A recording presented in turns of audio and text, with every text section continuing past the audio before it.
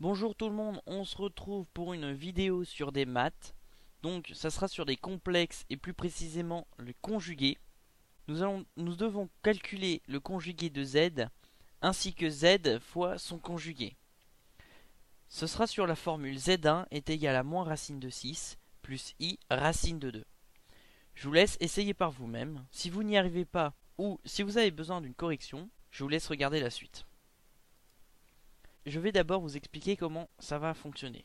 C'est-à-dire que dans la première case, nous allons voir le conjugué de z. Dans la deuxième, nous allons faire le calcul de z fois son conjugué. Et dans la troisième, je vous mettrai les formules. On va commencer par la première formule, qui est la formule algébrique d'un complexe. C'est-à-dire z est égal à a plus ib. Si nous essayons de la mettre son conjugué, cela va nous donner z bar, c'est-à-dire le conjugué de z, qui est égal à a moins ib, c'est-à-dire qu'on a juste inversé le signe plus en moins. Mais si le signe était un moins, c'est-à-dire que si ici nous avions a moins ib, nous obtiendrons pour conjuguer a est égal à a plus ib. Donc c'est vraiment simple, il suffit juste d'inverser les signes.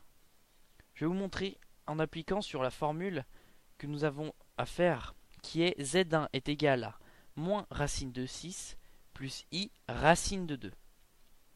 Si nous appliquons la formule que je vous ai donnée ici, nous avons juste à remplacer ce signe-là, c'est-à-dire le signe devant i, qui va nous donner par la suite z1 bar, c'est-à-dire le conjugué de z1, qui est égal à moins racine de 6 moins i racine de 2. Donc nous avons bel et bien changé le signe. Passons à l'étape suivante, c'est-à-dire z1 fois le conjugué de z1. Il faut savoir que la racine de a au carré est égale à racine au carré de a qui est égal à a.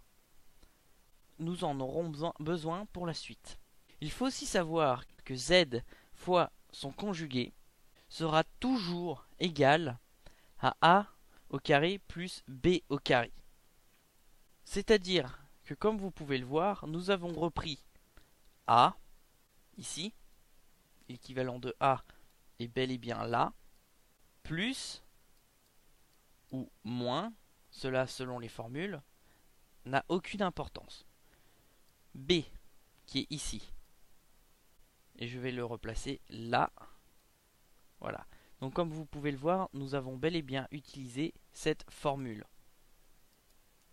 Ce qui va ensuite nous donner 6 plus 2. C'est-à-dire que si nous utilisons cette formule-là, qui dit que si la racine au carré de a, on obtiendra a.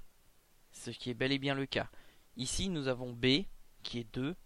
Cela fonctionne de la même manière. Racine au carré de quelque chose obtiendra la somme de ce quelque chose, qui est la b, c'est-à-dire 2.